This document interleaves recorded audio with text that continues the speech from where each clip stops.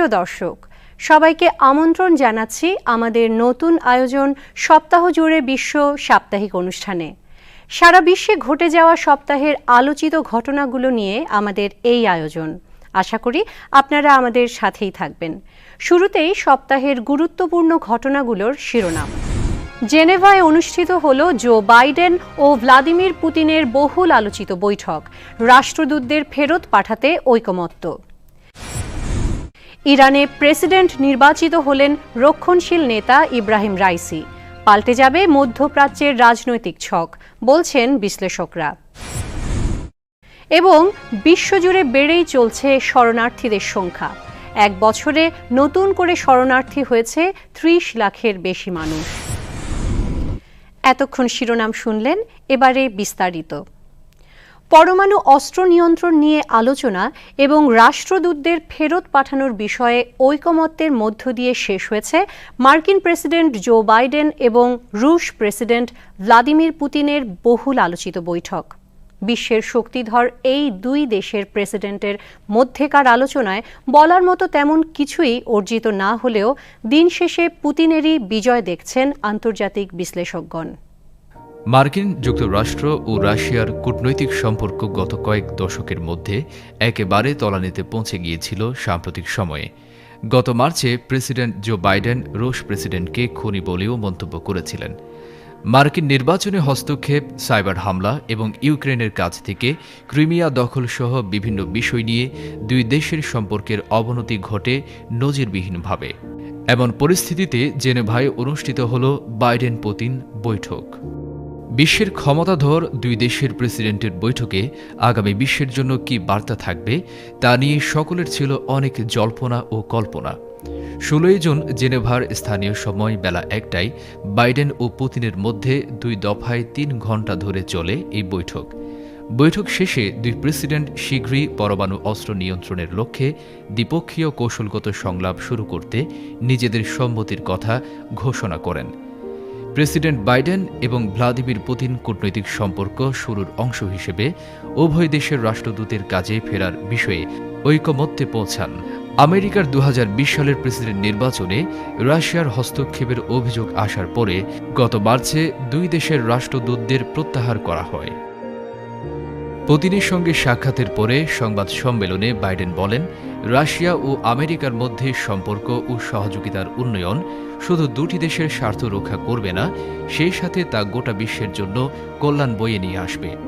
তিনি ইরানের পরমাণু সমঝোতা নিয়ে রুশ প্রেসিডেন্টের সঙ্গে আলাপ হয়েছে বলে জানান। অন্যদিকে পুতিন জানান, বিভিন্ন ইস্যুতে মতপার্থক্য উঠে এলেও আলোচনা ফলপ্রসূ হয়েছে। রাশিয়া নতুন করে স্নায়ু যুদ্ধ চায় না বলেও জানান পুতিন। মার্কিন প্রতিষ্ঠানগুলোতে সাম্প্রতিক সাইবার হামলার পেছনে রাশিয়ার হাত থাকার অভিযোগ অস্বীকার করেন রুশ প্রেসিডেন্ট। সাইবার নিরাপত্তা এবং রাশিয়ার বিরোধী নেতা আলেক্সেই নাভালনির ভবিষ্যৎসহ অন্যান্য ইস্যুতে চুক্তি হওয়ার হালকা আভাস দেখা গেছে এই বৈঠকে। আন্তর্জাতিক বিশ্লেষকগণ বলছেন, বাইডেন পুতিনের বৈঠকে প্রত্যাশার সামান্যই অর্জিত হয়েছে। আর CNN, রয়টার্স সহ বিশ্বের গণমাধ্যমগুলো বলছে, বৈঠকে তেমন সুবিধা করতে পারেননি বাইডেন। দিন শেষে জয় হয়েছে পুতিনেরই। ইরানের ১৩তম প্রেসিডেন্ট নির্বাচিত হলেন ইব্রাহিম রাইসি। দেশের দুর্নীতি ও অর্থনৈতিক দুর্দশা থেকে মুক্তি এবং ইউরেনিয়াম সমৃদ্ধকরণে যুগোপযোগী পদক্ষেপের প্রতিশ্রুতি দিয়ে নির্বাচিত হওয়া এই অতি রক্ষণশীল নেতার ক্ষমতা দখল মধ্যপ্রাচ্যে নতুন সমীকরণ সৃষ্টি করবে বলে মনে করছেন আন্তর্জাতিক বিশ্লেষকগণ। মধ্যপ্রাচ্যের অন্যতম তেল সমৃদ্ধ দেশ ইরান পশ্চিমাদের অবরোধ ও পারমাণবিক ইস্যু নিয়ে প্রায় সবসময় আলোচনায় থাকে দেশটি। গত ১৮ জুন দেশটিতে নির্বাচন অনুষ্ঠিত হয়। ২০ জুন প্রেসিডেন্ট হিসেবে জয়ী ঘোষণা করা হয় অতিরক্ষণশীল বলে পরিচিত ইব্রাহিম রাইসিকে। নির্বাচনে রাইসি ২,৮৯,৩৩,০০০-এর অধিক ভোট পান। তার নিকটতম প্রতিদ্বন্দ্বী মহসিন রেজাই পেয়েছেন ৩৪,১২,৭১২ ভোট। ইরানে ১৯৭৯ সালে ইসলামী বিপ্লবের পর এবারই প্রেসিডেন্ট নির্বাচনে সবচেয়ে কম ভোট পড়েছে। এবার মাত্র ৪৮.৮% ভোট পড়েছে। এছাড়া এবারের নির্বাচনে ৩৭ লাখেরও বেশি ভোট বাতিল হয়। এর আগে কোনো নির্বাচনে এত বেশি ভোট বাতিলের ঘটনা ঘটেনি। রাইসি তার নির্বাচনী প্রচারে রক্ষণশীল ভোটারদের কাছে দুর্নীতি দূর করার প্রতিশ্রুতি দেন। দেশটির সর্বোচ্চ ধর্মীয় নেতা খামেনির মতো তিনি পশ্চিমাদের সঙ্গে গভীর সম্পর্কের বিরোধী।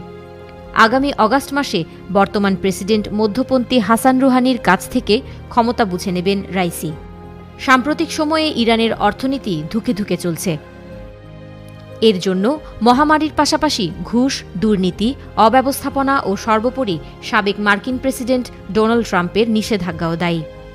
তবে বাইডেনের ক্ষমতা গ্রহণের পর তেহরানের উপর আরোপিত মার্কিন নিষেধাজ্ঞা প্রত্যাহারের সম্ভাবনা উকি দিচ্ছিল।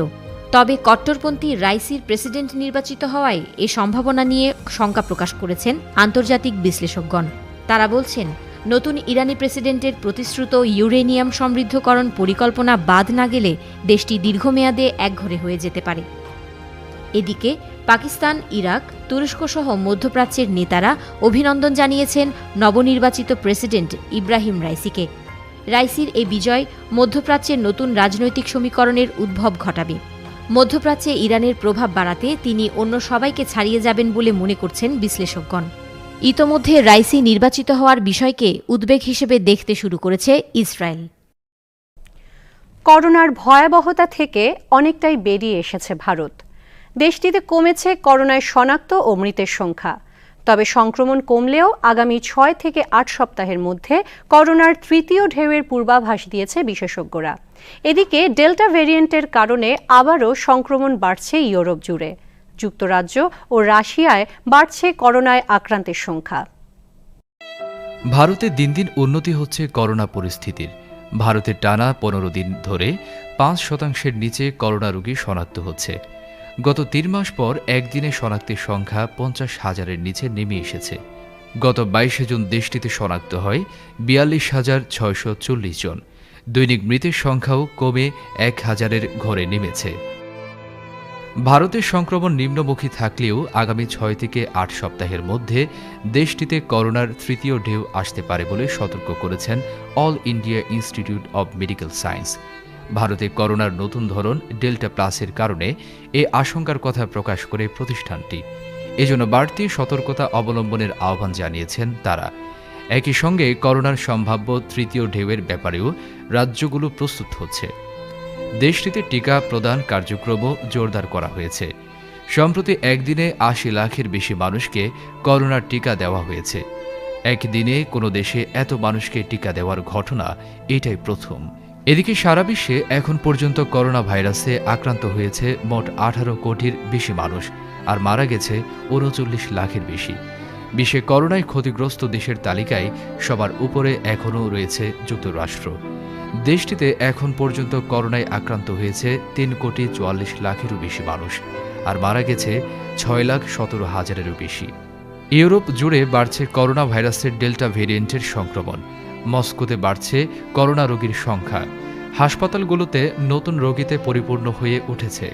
গত মার্চের পর করোনা সংক্রমণের সবচেয়ে বাজে পরিস্থিতি পার করছে রাশিয়া। দেশটিতে দৈনিক সংক্রমণ 10,000 ছাড়িয়েছে। সংক্রমণ বেড়ে যাওয়ায় যুক্তরাজ্যে 18 বছরের বেশি বয়সীদের টিকার আওতায় আনা হচ্ছে। দেশটিতে করোনা ভাইরাসের ডেল্টা ভেরিয়েন্টের সংক্রমণ বেড়ে যাওয়ায় আগামী 19 জুলাই পর্যন্ত বাড়ানো হয়েছে বিধিনিষেধ। অন্যদিকে স্পেনে 26 জুন থেকে বাইরে গেলে মাস্ক পরার আর কোনো আইনি বাধ্যবাধকতা থাকছে না। সংক্রমণের হার একেবারে কমে আসায় দেশটির মন্ত্রিসভার এক বিশেষ বৈঠকের পর মাস্ক পরার বিধিনিষেধ তুলে নেওয়ার এই সিদ্ধান্ত হয়। বিশ্বজুড়ে বাড়ছে শরণার্থীদের সংখ্যা। গত 1 বছরে নতুন করে শরণার্থী হতে হয়েছে 30 লাখের বেশি মানুষকে। এ নিয়ে শরণার্থী মানুষের সংখ্যা দাঁড়িয়েছে 8,24 লাখের বেশি। বাস্তুহীন, সম্বলহীন এইসব মানুষদের দীপ্তিময় ভবিষ্যতের স্লোগান নিয়েই 20 জুন এবছর বিশ্বজুড়ে পালিত হল বিশ্ব শরণার্থী দিবস। অভ্যন্তরীণ সংঘর্ষ, নিপীড়ন, পানি বা জলবায়ুর সমস্যার কারণে নিজ ভূমি ছেড়ে অন্য কোথাও পালিয়ে যাওয়ারাই উদ্বাস্তু বা শরণার্থী হিসেবে পরিচিত। অনেক সময় নিজ ভূমি থেকে বিতাড়িত ঝুঁকিপূর্ণ এই মানুষগুলোকে অস্থায়ী আবাসস্থল বা কমিউনিটি ক্যাম্পে জীবনযাপন করতে হয়। ভাগ্যহত চরম বৈষম্যের মুখে তাদের সহনশীলতা ও সাহসকে সম্মান জানাতে ২০ জুন শরণার্থী দিবস নির্ধারণ করে জাতিসংঘ। করোনা মহামারীর কারণে চলাফেরা সীমিত হয়ে পড়লেও যুদ্ধ, সহিংসতা, নিপীড়ন, মানবাধিকার লঙ্ঘনসহ নানা কারণে বাড়ছে শরণার্থীর সংখ্যা। শুধুমাত্র গত এক বছরেই শরণার্থী হয়েছে ৩০ লাখ মানুষ। ২০২০ সালের শেষ পর্যন্ত বিশ্বে মাথা গোঁজার ঠাঁই হারানো এসব মানুষের সংখ্যা ৮,২৪ লাখ। এর মধ্যে ৪২% তরুণ ও তরুণীর বয়স ১৮ এর নিচে। শরণার্থীদের নিয়ে কাজ করা জাতিসংঘের UNHCR এর নতুন তথ্য অনুযায়ী ২০১৮ ও ২০২০ সালের মধ্যে মোট ১০ লাখ শরণার্থী শিশুর জন্ম হয়। বিশ্বে ৩৬ লাখ শরণার্থীকে আশ্রয় দিয়ে শীর্ষে আছে তুরস্ক, এরপর রয়েছে কলম্বিয়া। গত বছর ভেনেজুয়েলা থেকে অনেক শরণার্থী দেশটিতে আশ্রয় নিয়েছে, সেখানে ১৮ লাখের বেশি শরণার্থী রয়েছে। বাংলাদেশেও রোহিঙ্গা শরণার্থীর সংখ্যা প্রায় ১৫ লাখ। ২০১৭ সালের আগস্টে ৭ লাখের বেশি রোহিঙ্গা মিয়ানমার থেকে পালিয়ে বাংলাদেশে আশ্রয় নিয়েছে। ইসরায়েল ও ফিলিস্তিন সংঘর্ষে ৫৭ লাখ ফিলিস্তিনি তাদের বাড়িঘর হারিয়ে পার্শ্ববর্তী দেশ জর্ডান, মিশর, সিরিয়াসহ বিশ্বের বিভিন্ন দেশে আশ্রয় নিয়েছে। বিশ্বের ২/৩ শরণার্থী এসেছে মাত্র ৫টি দেশ থেকে। UNHCR এর তথ্য মতে সিরিয়া থেকে ৬৬ লাখ, ভেনেজুয়েলা থেকে ৩৭ লাখ, আফগানিস্তান থেকে ২৭ লাখ, দক্ষিণ সুদান থেকে ২৩ লাখ ও মিয়ানমার থেকে ১০ লাখ মানুষ শরণার্থী হয়েছে সাম্প্রতিক সময়ে। অর্থনীতি, পরিবেশ ও স্বাস্থ্য ঝুঁকি সহ শরণার্থীদের এই ঢল সৃষ্টি করেছে আঞ্চলিক তথা বৈশ্বিক নিরাপত্তা হুমকিও। এবার সপ্তাহের কিছু আলোচিত ঘটনাগুলোর মধ্যে মিয়ানমারে জান্তা সরকারের কাছে অস্ত্র বিক্রি বন্ধে জাতিসংঘের আহ্বান এবং যুদ্ধবিরতি ভেঙে ফিলিস্তিনে আবারও ইসরায়েলি হামলা বিশেষ গুরুত্ব পেয়েছে বিশ্ব গণমাধ্যমে। এছাড়া যুক্তরাষ্ট্রে সড়ক দুর্ঘটনা, রাশিয়ায় উড়োজাহাজ বিধ্বস্ত, মেক্সিকোতে এলোপাথারি গুলি এবং নেপালে বন্যায় প্রাণহানির মতো কিছু দুঃখজনক ঘটনাও ঘটে গেল সপ্তাহে। মিয়ানমারে অস্ত্র বিক্রির উপর নিষেধাজ্ঞা আরোপের আহ্বান জানিয়েছে জাতিসংঘ। গত ১৮ জুন জাতিসংঘ সাধারণ পরিষদে গৃহীত এই প্রস্তাবে নির্বাচিত সরকারকে উৎখাতের ঘটনায় জান্তা সরকারের নিন্দা জানানো হয়। এই প্রস্তাবের পক্ষে সাধারণ পরিষদের ১১৯টি দেশ সমর্থন জানায়। শুধু বেলারুশ বিপক্ষে ভোট দেয়। ভোটদানে বিরত থাকে ৩৬টি দেশ, যার মধ্যে চীন ও রাশিয়াও আছে। আইনগতভাবে জাতিসংঘ সাধারণ পরিষদে পাশ হওয়া প্রস্তাব মানা বাধ্যতামূলক না হলেও রাজনৈতিকভাবে এটি খুবই গুরুত্বপূর্ণ। আবারও ফিলিস্তিনে হামলা চালিয়েছে ইসরায়েল। ১৭ জুন ফিলিস্তিনের গাজায় বিমান হামলা চালায় দেশটির সেনাবাহিনী। ইসরায়েল বলছে ফিলিস্তিনিদের ছোড়া অগ্নি বেলুনের জবাবে হামলা চালানো হয়। এর আগে গত মাসে ইসরায়েল ও ফিলিস্তিনিদের মধ্যে ব্যাপক সংঘর্ষ হয়। টানা ১১ দিনের ইসরায়েলি নারকীয়তায় শিশুসহ কমপক্ষে ২৬০ জন ফিলিস্তিনি নিহত হয়, আর ফিলিস্তিনের হামলায় নিহত হন ১৩ ইসরায়েলি। জাতিসংঘের মহাসচিব হিসেবে টানা দ্বিতীয়বারের মতো শপথ নিয়েছেন অ্যান্তোনিও গুতেরেস। গত ১৮ জুন মহাসচিব পদে পুনর্নির্বাচিত হবার পর তিনি বিশ্বজুড়ে চলমান কোভিড-১৯ মহামারী থেকে প্রাপ্ত শিক্ষা কাজে লাগানোর প্রতিশ্রুতি দিয়েছেন। ২০২২ সাল থেকে ২০২৬ সাল পর্যন্ত জাতিসংঘের শীর্ষ পদে দায়িত্ব পালন করবেন গুতেরেস। এর আগে ২০১৮ সালে মেয়াদে জাতিসংঘের মহাসচিব হিসেবেও কাজ করেছেন এই মেক্সিকান।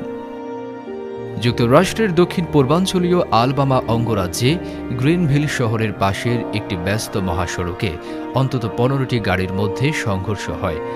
গত ১৯ জুনের এই ঘটনায় ৯ শিশুসহ মোট ১০ জন নিহত হয়। তীব্র বাতাস আর তুমুল বৃষ্টির কবলে পড়ে মহাসড়কে গাড়িগুলো দুর্ঘটনার শিকার হয়। রাশিয়ার কেমেরোভো এলাকায় বিমান ঘাঁটির কাছে একটি উড়োজাহাজ বিধ্বস্ত হয় গত ১৯ জুন। এ ঘটনায় ৪ জন নিহত ও ৪ জন আহত হয়। উড়োজাহাজটি বিমান ঘাঁটিতে প্যারাশুট বিষয়ক প্রশিক্ষণে অংশ নিয়েছিল। বিধ্বস্ত হওয়ার আগে ইঞ্জিন বিকল হয়ে যাওয়ার কথা জানায় উড়োজাহাজের ক্রুরা। আমেরিকার সীমান্তে মেক্সিকোর শহর রেনেসায় আত্মাইয়ের এলোপাতাড়ি গুলিতে ১৮ জন নিহত হওয়ার ঘটনা ঘটেছে। ১৯ জুন একটি গাড়িতে চড়ে এক আত্মায়ী গুলি ছুটতে ছুটতে দ্রুত গতিতে চলে যায়। ফলে অনেক সাধারণ মানুষ গুলিবিদ্ধ হয়ে রাস্তায় লুটিয়ে পড়ে। ঘটনায় আহত হয় আরও অনেক মানুষ। এখন পর্যন্ত আত্মায়ী গ্রেফতার করা সম্ভব হয়নি, তবে মেক্সিকো প্রশাসন জানিয়েছে আত্মায়ীকে ধরার জন্য সব রকম ব্যবস্থা নেওয়া হয়েছে। দ্রুতই তাকে গ্রেফতার করা হবে। নেপালে গত কয়েকদিনের ভারী বর্ষণে ব্যাপক বন্যা সৃষ্টি এবং ভূমিধসের ঘটনা ঘটেছে। এতে কমপক্ষে 16 জন নিহত ও 22 জন নিখোঁজ রয়েছে। এছাড়া আহত হয়েছে আরও 11 জন। গত সপ্তাহের 18 ও 19 মৌসুমি বৃষ্টিতে সৃষ্ট এই বন্যায় এসব প্রাণহানি হয়। নিহতদের মধ্যে 3 জন বিদেশিও আছে, বাকি 13 জন নেপালের স্থানীয় বাসিন্দা। ক্ষতিগ্রস্ত এলাকায় তল্লাশি, উদ্ধার এবং ত্রাণ তৎপরতা চালাচ্ছে সরকার। ইউরোপের অনন্য এক ঋতু বৈচিত্র্যের দেশ উত্তর মেসিডোনিয়া। বিশ্ববিজেতা আলেকজান্ডার দি গ্রেটের জন্ম এই দেশেই। দেশটির প্রাচীন গ্রিক সভ্যতার নিদর্শন পর্যটকদের আকর্ষণ করে প্রবলভাবে। এবারের দেশ পরিচিতি পর্বে থাকছে বলকান অঞ্চলের দেশ উত্তর মেসিডোনিয়া। উত্তর মেসিডোনিয়া দক্ষিণ পূর্ব ইউরোপের বলকান উপদ্বীপের একটি ছোট্ট শহর। দেশটির প্রাতিষ্ঠানিক নাম রিপাবলিক অফ নর্থ মেসিডোনিয়া। 25,713 বর্গ কিলোমিটারের এই দেশে জনসংখ্যা প্রায় 21 লাখের কাছাকাছি। দেশটির উত্তরে সার্বিয়া, উত্তর পশ্চিমে কসোভো, পশ্চিমে আলবেনিয়া, পূর্বে বুলগেরিয়া ও দক্ষিণে গ্রিসের মেসিডোনিয়া। জনগণের বেশিরভাগই অর্থোডক্স খ্রিস্টান ও মুসলিম। 8 সেপ্টেম্বর 1991 সালে যুগোস্লাভিয়া থেকে স্বাধীনতা লাভ করে দেশটি। নাম নিয়ে গ্রিসের সঙ্গে বিবাদ চলে স্বাধীনতার পরপরই। মূলত গ্রিসের অন্যতম রাজ্য মেসিডোনিয়ার সাথে নামের মিল থাকায় এই বিবাদের সৃষ্টি হয়। দীর্ঘ 27 বছরের বিতর্কের অবসান ঘটিয়ে অবশেষে 2018 সালে ঐতিহাসিক সমঝোতায় পৌঁছে দুটি দেশ। মেসিডোনিয়ার নাম বদলে হয় উত্তর মেসিডোনিয়া। প্রাচীনকালে উত্তর মেসিডোনিয়া ও গ্রিসের মেসিডোনিয়া মিলে প্রাচীন গ্রিসের মেসিডোন রাজ্যটি গ্রাস করে নিয়েছিল পৃথিবীর প্রায় পুরো ভূভাগ। সেই ইতিহাস গড়েছিলেন আলেকজান্ডার দি গ্রেট। 356 খ্রিস্টপূর্বে মেসিডোনে জন্ম নেয়া এই বিশ্ববিজেতা জয় করেছিলেন এজিয়ান সাগরের উপকূল থেকে সিন্ধু নদ পর্যন্ত। পদানত করেছিলেন অমিত শক্তিশালী পারস্য সাম্রাজ্য। উত্তর মেসিডোনিয়া মূলত উচ্চ ভূমিকম্পপ্রবণ একটি দেশ। তবে দেশটির প্রাকৃতিক পরিবেশ অত্যন্ত মনোরম। সারি সারি পর্বতমালাকে কেন্দ্র করে গাছগাছালিতে তৈরি হয়েছে এক মায়াময় পরিবেশ। পর্বতসারির উত্তর ও দক্ষিণের আবহাওয়া প্রায় ভিন্ন ধরনের। ঋতুভেদে এই পার্থক্য একেবারে প্রকট হয়ে ওঠে। তাই অনন্য এক ঋতুবৈচিত্র্যের দেশ বলা হয় এ উত্তর মেসিডোনিয়াকে। ইউরোপের অন্যান্য দেশ থেকে এদেশের ঋতু এবং রূপবৈচিত্র্য ভিন্ন হওয়ায় ইউরোপের পর্যটকদের কাছে দেশটি খুবই প্রিয়। ইউরোপের অন্য দেশগুলোর তুলনায় অর্থনৈতিকভাবে খানিকটা পিছিয়ে পড়া এই দেশে পর্যটন শিল্প সেভাবে গড়ে না উঠলেও পর্যটন থেকে আয় কম নয়। বছরে গড়ে 7 লাখেরও বেশি পর্যটক ভ্রমণ করে দেশটিতে। প্রাচীন গ্রিক ও মধ্যযুগের অটোমানদের পুরনো স্থাপত্য ছাড়াও মেসিডোনিয়ায় বেশ কয়েকটি সৌন্দর্যমণ্ডিত দর্শনীয় স্থান রয়েছে। মেসিডোনিয়ার জাতীয় উদ্যানগুলোর মধ্যে মাভরোভো ন্যাশনাল পার্ক সবচেয়ে বৃহৎ দর্শনীয় স্থানসমূহের মধ্যে অন্যতম। পর্বত ও হ্রদের মিলনে এখানে সৃষ্টি হয় আশ্চর্য দৃশ্যের, যা দেখে চোখ জুড়ায় হাজারো পর্যটকের।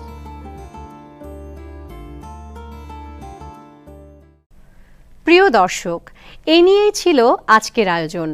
আগামী অনুষ্ঠান দেখার আমন্ত্রণ জানিয়ে এখানেই শেষ করছি। আগামী সপ্তাহে আপনাদের সামনে হাজির হব বিশ্বের আলোচিত ঘটনা প্রবাহের সংবাদ নিয়ে।